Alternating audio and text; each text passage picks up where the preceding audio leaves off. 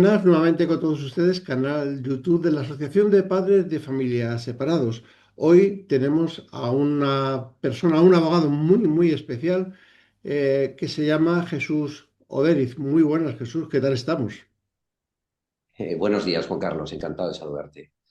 Hoy vamos a tratar temas relacionados lógicamente con la separación y el divorcio y a este programa lo hemos titulado Lo que nadie te cuenta sobre divorcio, hijos y dinero. Nuestra primera pregunta es, Jesús, llevas más de 30 años ejerciendo. Si miras atrás, ¿qué te ha enseñado el derecho de familia sobre las personas que no te ha enseñado la universidad? Bueno, pues la universidad, como todos sabemos, lo que nos enseña son leyes y en algunos casos, en buenas universidades, a interpretar esas leyes, ¿no? Pero el derecho de familia, eh, yo creo que te enseña cuando ya entras a fondo en el derecho de familia y llevas tiempo, te enseña cosas muy distintas, ¿no? Que la universidad, ¿no? Te enseña a interpretar silencios, a conocer las contradicciones de las personas, incluso de las parejas que han vivido o dicen que han vivido juntos muchos años y te encuentras con relatos absolutamente distintos y aprendes a interpretar las emociones de las personas también. Esto es algo que la universidad, lógicamente, no te enseñan, ¿no? Y esto es realmente lo que ocurre, ¿no? En un despacho de familia, ¿no? Que Ujú. debes de conocer la legislación, debes conocer la jurisprudencia y la doctrina, pero también tienes que conocer a las personas y llevarlas hacia el bienestar posible, ¿no? Esto Muy es bien. importantísimo, ¿no? 20 años trabajando en, voy a intentar pronunciarlo bien, en Pricewaterhouse y luego, Sí, PwC o antiguamente PricewaterhouseCoopers, sí, sí, efectivamente. y luego diste el salto al despacho profesional propio tuyo. ¿Fue una decisión profesional o una decisión vital en tu caso? Bueno, fue una decisión más vital. Es verdad que a una determinada edad decidí desarrollar mi despacho propio con absoluta autonomía y absolutamente con un desarrollo de la actividad diferente, ¿no? Porque si bien estaba asesorando desde el punto de vista procesal también, en la parte procesal en Price, a grandes compañías de este país, bueno, pues pasar de las personas jurídicas, de las grandes personas jurídicas o las importantes personas jurídicas, a asesorar a las personas privadas, ¿no? A las personas, a la Ujú. persona particular, ¿no? Eh, Hay cosas parecidas, pero realmente, como te he dicho antes, el tema de las emociones es importante, ¿no? Las empresas tienen una única emoción, podríamos decir, que es la de ganar dinero, ¿no? Las personas sentirse bien, ¿no? Sentirse felices con las decisiones que van a tomar en su vida y por eso el asesoramiento es distinto, ¿no? Ujú. Algo. En tu día a día ves cosas, conflictos muy, pero que muy duros, supongo. ¿Cómo se protege un abogado de familia en este caso para no llevarse el dolor ajeno a casa? Bueno, pues no siempre se consigue. Esto es como el médico, ¿no? El médico también se le mueren en la camilla también a pacientes, ¿no? Pues los problemas de los clientes, pues claro que te los llevas a casa, pero tienes que gestionar tú el no vivir con los problemas de los demás, ¿no? Pero como en cualquier trabajo, ¿no? Hay que llegar a casa, hay que estar con la familia, tienes que hacer tu deporte, porque si no, el trabajo te devora, ¿no? Entonces yo creo que esto depende ya de cada uno que tiene que intentar no anestesiarse con el trabajo, acompañar al cliente, escucharlo, pero no vivir el conflicto como propio, porque si no, pues estás muerto, ¿no? Sí. Se habla mucho últimamente del divorce month o del divorcio, supongo que será en enero. ¿Es solo una estadística o refleja un fracaso silencioso de cómo entendemos la pareja hoy? Bueno, es una estadística que también hay que tener en cuenta que también se produce en el mes de septiembre. No es que haya más divorcios en enero y en septiembre. Lo que hay son más llamadas a los despachos de familia en enero y en septiembre. ¿Por qué? Pues por algo muy sencillo, porque estamos acostumbrados a llevar una vida en la que estamos más en el trabajo que en casa. Estamos más con los compañeros de trabajo que en casa, que con la mujer o con la pareja. Y cuando se produce esa convivencia, una convivencia en el caso en verano con la familia y en el caso de Navidades, en el mes de enero, se ha producido esa convivencia no solo con tu familia, sino también la familia política, pues entran pues, los cuñados y bueno, una serie de familiares que tensionan y que convierten después de Navidades aquello en una bomba de relojería. Es verdad que una pequeña discusión pues no tiene por qué llevarnos al divorcio, pero a veces suele ser el detonante, el haber convivido tanto en Navidad como en verano, suele ser el detonante que hace que muchas personas se pregunten ¿qué hago yo aquí? ¿No? ¿Qué hago yo con esta pareja? ¿Qué hago yo? Esto realmente he convivido, he estado 24 horas ahora sin ir a la oficina, o ir a la fábrica, o ir al taxi, y ahora resulta pues que no sé convivir con esta persona porque no me siento bien y porque choco, ¿no? Y entonces, bueno, pues Ujú. es cierto que son 2 meses, pero vamos, no 2 meses que estadística por el Consejo General del Poder Judicial haya más divorcios, no. Sí por los despachos profesionales que sabemos que hay más llamadas en el mes de enero y en el mes de septiembre. Lógicamente luego los divorcios se van produciendo, se van desarrollando a lo largo del Ujú. año, ¿no? Desde tu experiencia, Jesús, ¿nos divorciamos peor que antes o simplemente ahora nos divorciamos más? Hombre, los divorcios crecen, ¿no? Y hay que tener en cuenta también no solamente los divorcios, sino la separación de las parejas que no se han casado y que tienen hijos, es decir, cuando regulamos las medidas paterno-filiales que se denominan, ¿no? Nos divorciamos más, pero yo tampoco creo que necesariamente mejor, ¿no? Yo creo que la gente tiene más conciencia, un poco haciendo referencia a tu pregunta, más conciencia de los derechos que tienen, porque está Internet, ahora está la inteligencia artificial, eh, pero hay mucha menos cultura del acuerdo. Es verdad que este gobierno ha intentado incorporarla a través de los sistemas de mediación y demás, pero esto tiene que estar más interiorizado en los profesionales, la cultura del acuerdo. Eh, y ahora es verdad, bueno, pues también como dicen, ¿no? Los jóvenes, ¿no? Se aguanta menos y se rompe pues demasiado rápido, ¿no? Ujú. Y eso es una realidad, ¿no? Has llevado divorcios millonarios, pero también rupturas con patrimonios muy modestos. ¿El dinero complica los divorcios o solo amplifica los conflictos que ya existen? El dinero no crea en ningún momento el conflicto en los divorcios. Yo creo que con tu frase que me haces esta pregunta lo defines perfectamente, ¿no? Lo amplifica. Yo he visto divorcios sin patrimonio devastadores y divorcios millonarios sorprendentemente civilizados. O sea, es que hay de todo, ¿no? Y luego hay una cuestión importante, ¿no? Que el problema no es, en un divorcio no es cuánto hay, ¿no? Sino cómo se gestionó. Esta parte es muy importante, ¿no? Y esta frase se la oí a un catedrático que decía, sino realmente lo importante es cómo se gestionó la relación de poder dentro de la pareja, ¿no? Esto es importante para el desarrollo del divorcio. Te voy a hacer ahora una pregunta que es incómoda, pero es necesaria.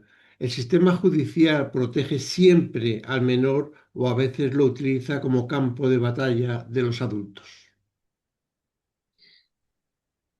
Sobre la mesa, sobre la ley, sobre la jurisprudencia.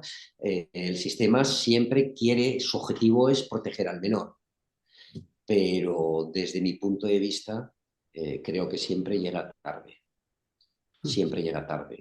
Eh, y no te cuento ya cuando los adultos, bien hombres o mujeres, convierten al hijo en un arma arrojadiza, ¿no?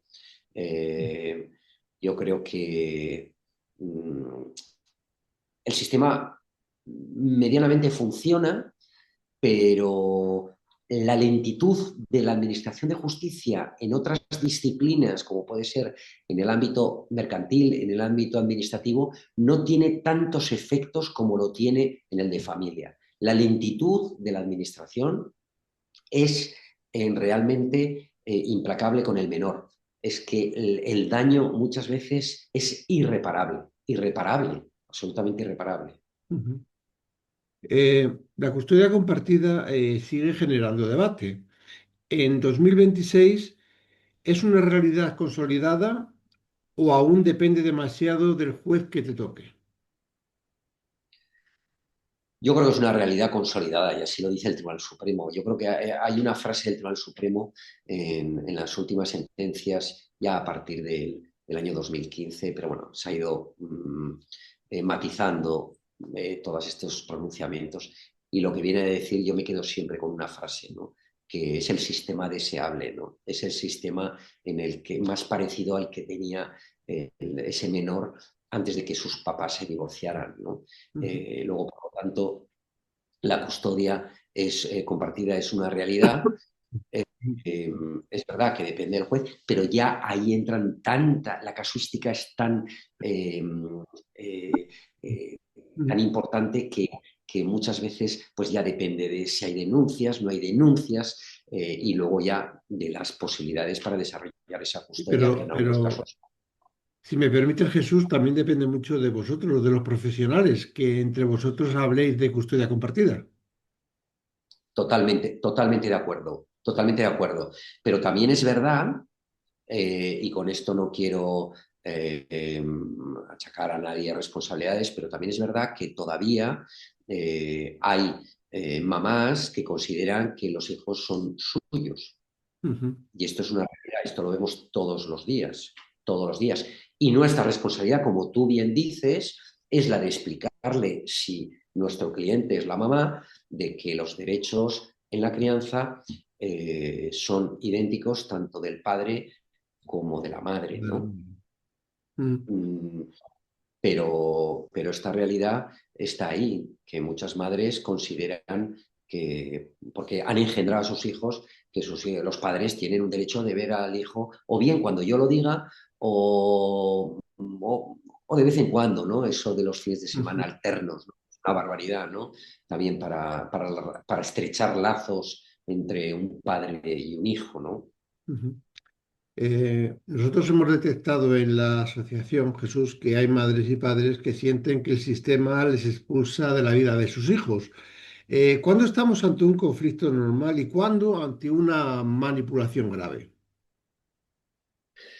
Bueno, yo creo que se ve, nosotros lo vemos enseguida, ¿no? Y está muy relacionado con lo que te he comentado anteriormente, ¿no? Cuando una madre o un padre hace suyo y empiezas a ver que el hijo empieza ya a, a decir cosas de su padre o de su madre, y ahí es cuando ya empiezan a saltar todas las alarmas, ¿no? Ujú. Es normal que el conflicto exista, ¿no? Tras la ruptura, pero lo que no es normal es esa manipulación que hacen algunos de los progenitores que es que se ve enseguida llamando al otro abogado, cuando te cuenta el cliente lo que está pasando, que el hijo ya no quiere ir con el padre o no quiere ir con la madre. Eh, es que ahí es donde realmente se encienden todas las luces de emergencia, ¿no? Porque ves que el menor algo ha pasado, han reñido los padres, pero el menor de repente pues no quiere ir con el padre, no quiere ir con la madre, o dice una cosa del padre o dice una cosa de la madre, que eso es muy... Entonces ahí ya es cuando vemos que ese niño está empezando a ser, bueno, la famosa y conocida alineación parental, que no la reconocen los tribunales, pero bueno, la manipulado, por decirlo de alguna forma, manipulado por uno de los progenitores, ¿no? No hace mucho tiempo, Jesús, hemos visto una sentencia tuya en la que has defendido un caso sobre una extinción de pensión de alimentos de hijos mayores. ¿Dónde acaba la obligación legal y dónde empieza la responsabilidad personal del hijo? Bueno, hay un término que hay que dejarlo bien claro, que la obligación legal de pagarle a un hijo no es infinita, no es infinita, ¿no?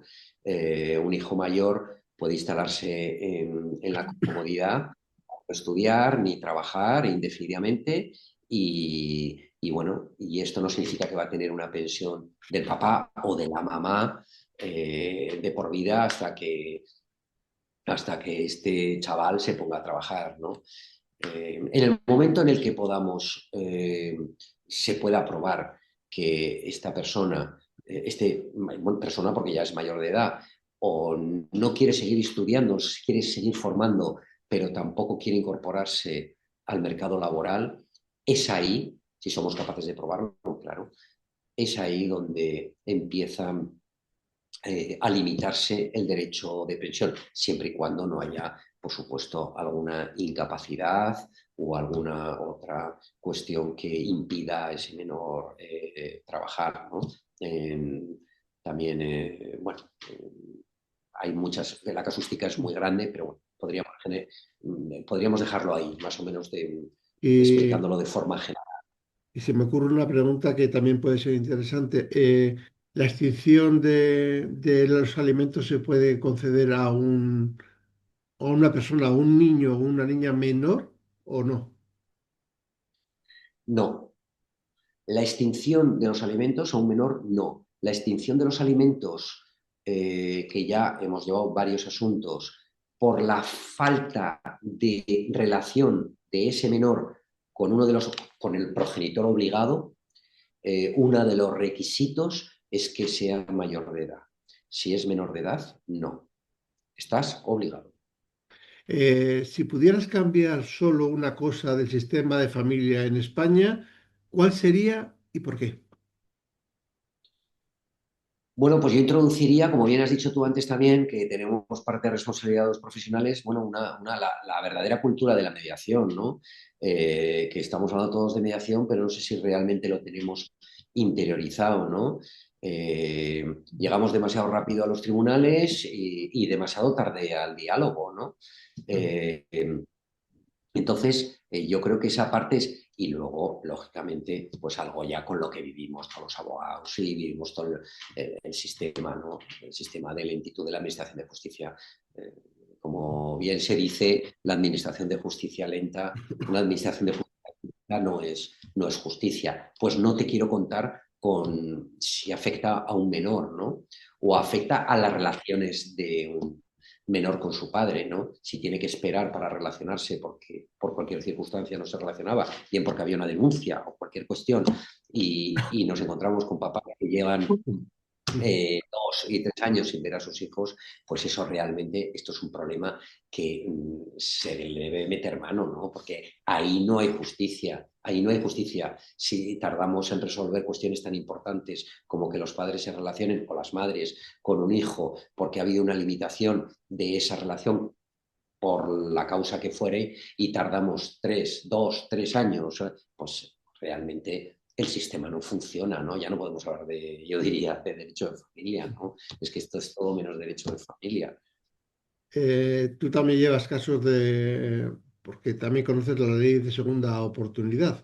En este caso se presenta como un salvavidas. En la práctica, ¿a quién le funciona de verdad y a quién no? Bueno, la ley de segunda oportunidad, como bien sabes, es una posibilidad que tiene, igual que lo tienen las personas jurídicas en estado de antes llamado de quiebra o suspensión de pagos, ahora de concurso a acreedores, pues como persona física, pues protege a las personas. Pero es que es verdad que tras un divorcio, que por ejemplo hemos llevado algún asunto recientemente muy interesante, tras un divorcio y encontrarnos que la pareja, lógicamente, tiene que desdoblarse y hay dos casas, hay gastos, dobles gastos de todo tipo, pues entra en una situación de insolvencia, ¿no? Luego, por lo tanto, la ley de segunda oportunidad no solamente da solución a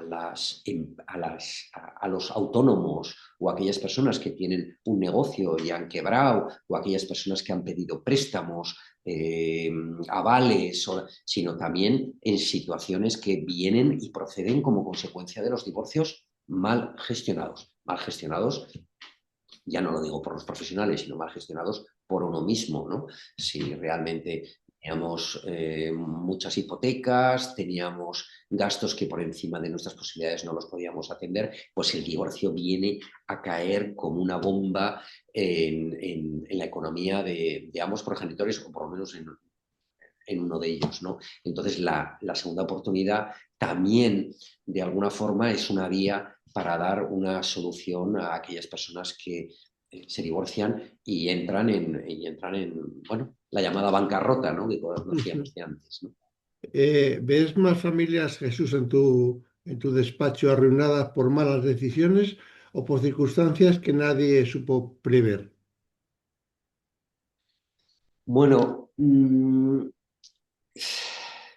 es buena pregunta, pero eh, pues hay como todo. Hay familias que han estado muy mal asesoradas por profesionales. Hay progenitores que están muy mal asesorados incluso por amigos y relaciones que tienen, que me han dicho, ahora como te he dicho antes, incluso por la inteligencia artificial. Eh, bueno, pues yo creo que los motivos pueden ser varios, ¿no? Tenemos tanta información ahora que nos vienen de todos los lados, y esa información pues muchas veces no es una información sesgada y no es una información eh, clara bueno, que te puede llegar a tomar decisiones que te arruinen, ¿no? Ujú. Como persona, incluso como familia, ¿no? Vamos a mirar ya un poquito más al futuro. ¿El derecho de familia va hacia más acuerdos o hacia más conflictos? Bueno, el objetivo es que vaya hacia más acuerdos. De hecho, la entrada en vigor de los sistemas de mediación regulados por la reciente legislación que entró en vigor el 3 de abril del 2025, pues yo creo que el legislador nos obliga a los profesionales que vayamos hacia más acuerdos, ¿no? Pero los profesionales debemos empujar en esa dirección, pero todos, porque si nos encontramos con profesionales que no empujan en esa dirección, pues realmente esos acuerdos luego no llegan a buen puerto, ¿no? Ujú. Sí, Eh, no sé, yo te voy a hacer una pregunta un poco sensible quizás. Ahora mismo los abogados de familia son muy especializados en familia, los jueces son muy especializados en familia, pero los fiscales, ¿tú crees que tendrían que ser especializados en familia?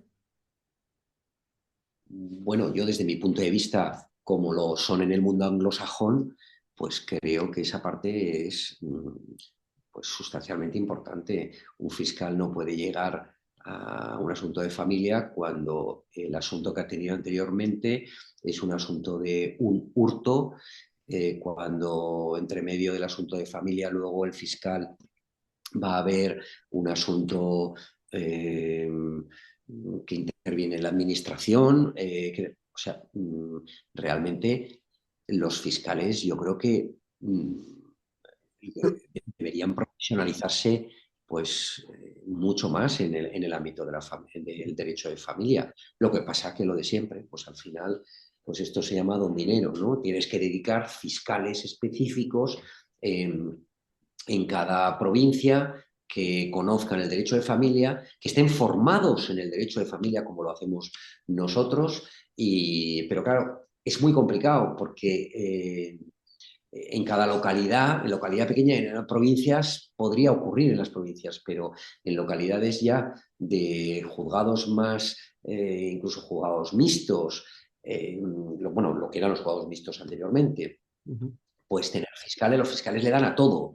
Entonces, hay una falta, desde mi punto de vista, hay una falta de preparación y lo vemos en los tribunales constantemente, una falta de preparación en los fiscales, en el ámbito de Pero familia. si me permites, sin entrar en materia, porque no es ni el momento ni el lugar, sí que hay fiscales, sí que hay abogados y sí que hay jueces especializados en violencia de género.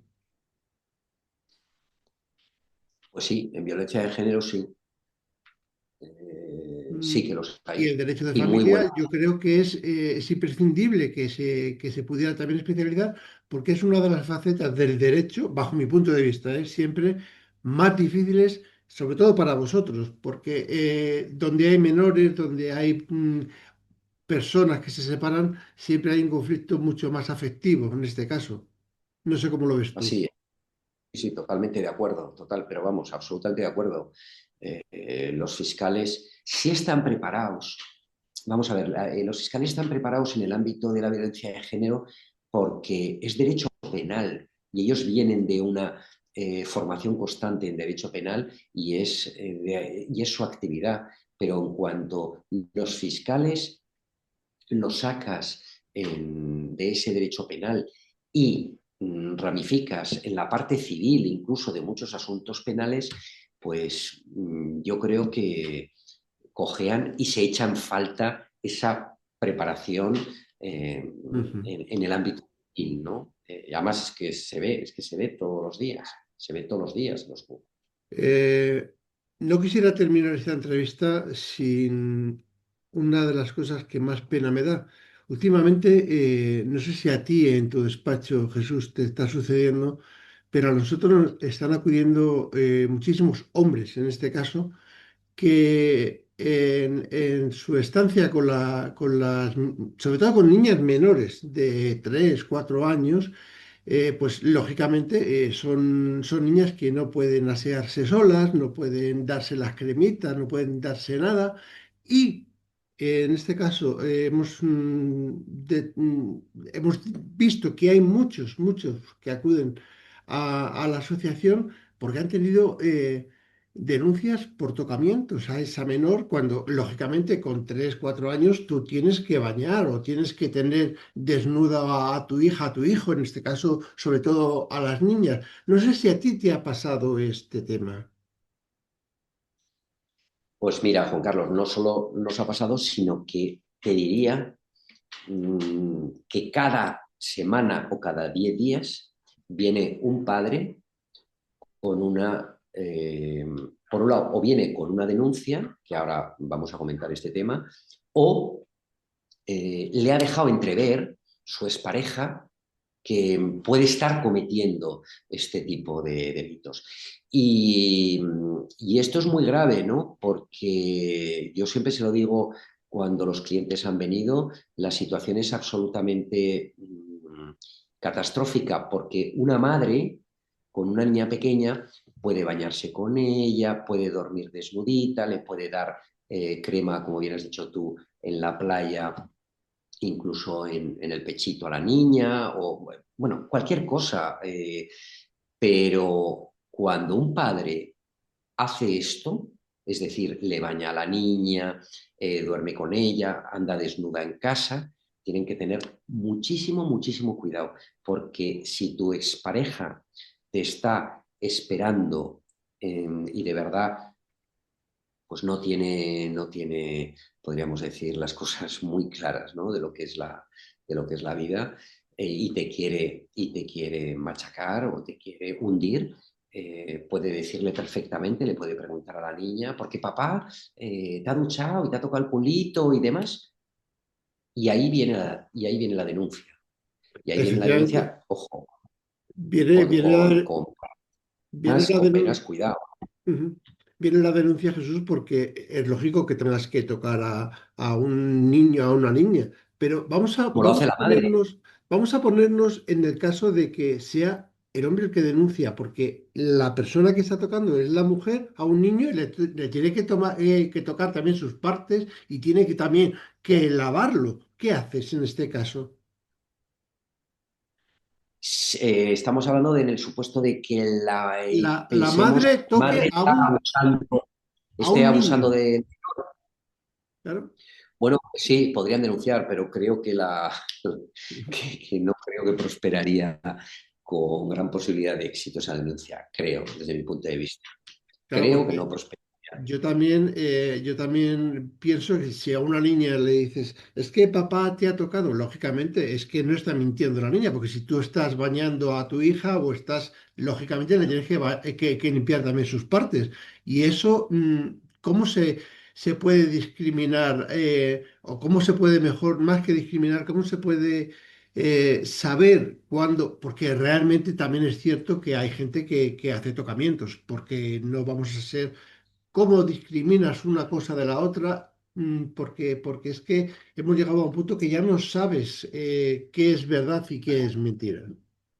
Para eso hay profesionales, pero te diré, por ejemplo, nosotros tenemos un caso reciente en el que el padre fue denunciado por la madre, que incluso fue el padre el que le llevó, porque tenía una vaginitis, y fue el padre el que le llevó en la semana de custodia, le llevó al hospital a que le dieran una cremita y demás, y cuando volvió la niña con la madre, se lo contó la niña que había tenido, no, bueno, y el propio padre se lo dijo que había tenido esa vaginitis y le denunció. Bueno, pues fue una denuncia bastante desagradable y se produjo la absolución. Se produjo la absolución. Hoy es el día que el padre sigue sin ver a la hija y lo que es peor, sigue sin atreverse a coger a su hija, porque sabe que en el momento que tenga a su hija, la madre, porque además así se lo ha dicho en una carta, que le ha dicho, yo sigo pensando que tú lo has hecho y que lo vas a seguir haciendo. Bueno, pues el padre hoy, aterrorizado, es una persona que no tiene capacidad ante el temor que tiene de ir a coger a su hija y cumplir el régimen de visitas que tiene un régimen de custodia compartida y que para él es lo más importante que hay en su vida su hija. Pues no se atreve porque sabe que va a poder ser denunciado. Bueno, alternativas ante esto, pues bueno, pues puede ser poner cámaras en la casa o que haya siempre una tercera persona al lado tuya. Pues muy complicado, pero estamos viendo muchos asuntos, muchísimos asuntos, muchos asuntos de padres que están ejerciendo la custodia y que con niñas pequeñas y que tienen verdaderos problemas para desarrollarla. Este es un tema gravísimo, pero gravísimo, gravísimo, porque las denuncias, lógicamente, la autoridad policial las tiene que coger, las tiene que tramitar y te van a detener, posiblemente en algunos casos te van a detener, y luego explícate, ¿no? Explícate y ahí viene ya, de momento, ya se establece una orden de alejamiento con respecto a tu hija y empieza todo el proceso de informes de forenses, informes de otros médicos. Estamos hablando de 2, 3 años. El padre, con esa denuncia, ha dejado de ver a su hija. Mm. Dos A la edad preguntas de muy 4. rápidas para ir Dime. terminando ya, Jesús. Nuestra compañera Ana Isabel Barrera, que es una compañera tuya que trabaja en la zona de Málaga, donde tú también trabajas, Málaga, Fuengirola, Marbella y Sí, Madrid, creo que tienes despachos. sí, Siempre sí. Ana Isabel nos ha dicho que es una zona muy conflictiva en cuanto a separaciones de parejas de diferente nacionalidad. Es una zona muy turística y muy resumidamente, ¿qué nos podrías tú adelantar de este tema? En tu despacho, vaya, ¿cómo lo No, es gestionáis? es una realidad que es de lo que se denomina derecho internacional privado propio y ahí lo que nosotros tenemos que tener es una foto muy clara de dónde se constituyó ese matrimonio, dónde han desarrollado la vida como pareja, si tenían algún tipo de acuerdo prenupcial, porque los extranjeros de Reino Unido y de otros países es habitual los acuerdos prenupciales y a partir de ahí ver cuánto tiempo han desarrollado la vida en España y el divorcio se puede llevar a cabo, lógicamente. Lo que pasa que hay que tener en cuenta también la legislación de los países o del país donde se contrajo ese matrimonio. Todo esto se complica cuando hay bienes también fuera de España, es decir, se casaron en Inglaterra, pero estuvieron viviendo, uno es pues bueno, uno es irlandés y la otra es de Tailandia, pero tienen bienes en el extranjero, en otro país, porque estuvieron viviendo 10 años. Es complejo, la verdad que es complejo, pero hay que seguir un proceso de análisis, ver qué legislación le es aplicable y en el caso de que se necesitara la implicación de otros despachos en otro país, lo que hacemos nosotros es implicarnos con ese despacho y en algunos casos llevar el divorcio en España y organizar la liquidación, por ejemplo, de las sociedades gananciales conforme a la legislación de ese país con abogados en otros países. Pero bueno, también te diré que ante la complejidad de este tipo de procesos, aquí impera mucho más la necesidad de que se lleguen a acuerdos. Me Porque parece... el coste, Ujú. claro, el coste de todo esto, pues es tremendo, ¿no? Y siempre uno de la pareja, la mujer o el hombre, tiene más dificultad que el otro para afrontar los gastos jurisdiccionales, legales, etcétera, ¿no? Ujú. Bueno, pues como sabes, en nuestro canal de YouTube estamos ya muy cerquita de los 1000 seguidores. Entonces hay mucha gente de Málaga que tanto con Ana como contigo pues están muy, muy, muy, muy encubiertos en este caso.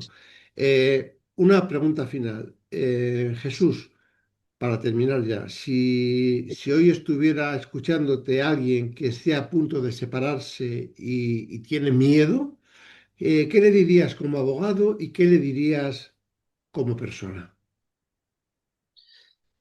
Bueno, como abogado le diría que no tome decisiones de forma rápida, ni sobre el miedo, ni sobre la rabia. Es decir, que deje un poquito de reposar un poco la situación. Y luego como persona, yo creo que hay un mensaje que es importante, ¿no? Eh, que separarte, esto es como quebrar en una empresa, ¿no? Nos decían, los americanos decían, esto no es un fracaso. Bueno, pues que no se vea como un fracaso, ¿no? Eh, tienes derecho y te conviertes en una persona a empezar de nuevo y lo tienes como también tu pareja. Luego, por lo tanto, estos son los dos mensajes y todo lo que vayas a hacer, hacerlo con dignidad porque al final yo creo que te va a marcar, te va a marcar la vida y no pensar en que tengo que ganarle a la otra persona, porque eso es un grandísimo error, porque eso te va a arrastrar a lo largo de los años, bien porque vas a tener que estar muchos años pleiteando o bien porque yo creo que no tiene sentido, ¿no? No tiene sentido, como dicen también, que no tiene sentido odiar, ¿no? Resuelve las cosas de la mejor forma posible. Piensa, no te veas ganador, tampoco perdedor, lógicamente, pero piensa que a veces vas a tener que dejar algo de lo que pretendías obtener para llegar a un acuerdo y volver a empezar una vida con un grado de felicidad pues lo mayor posible y por supuesto si hay hijos ni te cuento estar siempre que todo el foco sea el menor daño a los hijos e implicarlos lo menos posible en en todo ese proyecto de separación, ¿no? Eso es lo que les diría y les intento decir día a día. Jesús Oderiz, muchísimas gracias. Bienvenido a esta casa de la Asociación de Padres de Familias Separados, donde otros 17, 18 compañeros tuyos te esperan con los brazos abiertos, pues porque eh, tú hoy nos has abierto muchísimo los ojos, pero sabes que tenemos muchísima jurisprudencia dentro de la asociación que también como profesional te puede venir bien y todo lo que sea sumar es importante tanto para ti como para el resto de los compañeros, compañeras de la asociación.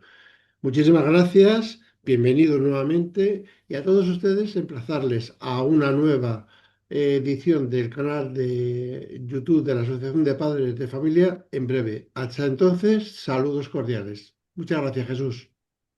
Un placer, un saludo.